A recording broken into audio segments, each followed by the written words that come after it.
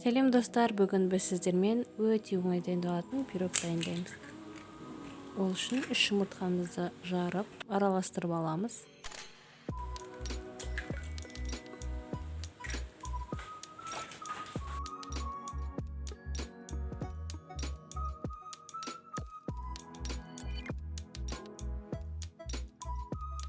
Енді қантымызды салып, тағы да жақсылап араластырамыз.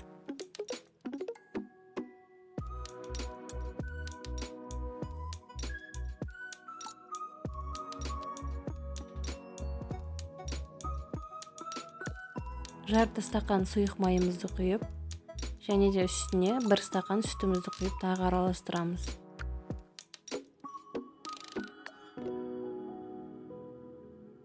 Менде стақанның салмағы 280 грамм болды.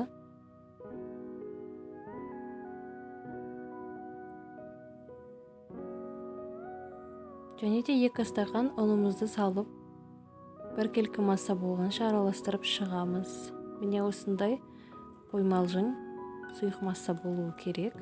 Және де екінші ыдысымызды алып, оған 2 ас қасық какао мен суды қосып араластырамыз.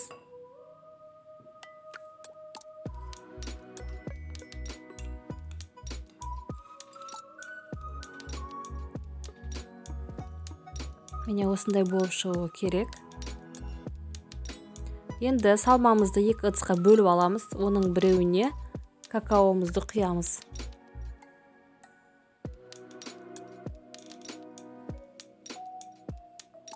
Тағы да араластырамыз.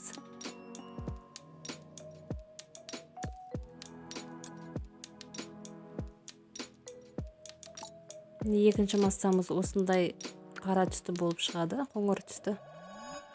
Енді формамызды алып, оған пергамент қағазын төсеп, ортасына өздеріңіз қалаған зат қойсаңыздар болады. Мен кесе қойдым.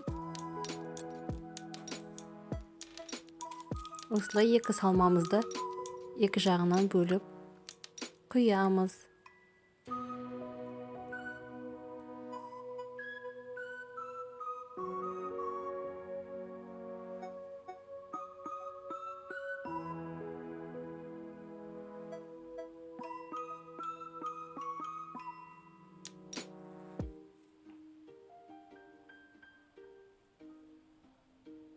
Енді 180 градуста 30 минутқа пісіріп аламыз. Алдын ала пісірмес бұрын осылай 1-2 рет ұрып алғандарыңыз дұрыс, себебі беті сынбай, жыртылмай пісетін болады.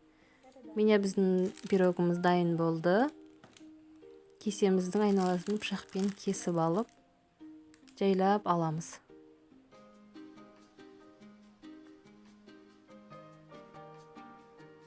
Өте дәмі керемет болып шықты, достар. Сіздер де жағдайында жасап көріңіздер.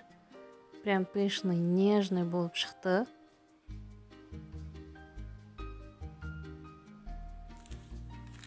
Рецепт ұнаса, каналға тіркеліп лайк басып қолдау білдіріп кетіңіздер. Сіздермен болған Ғазиза.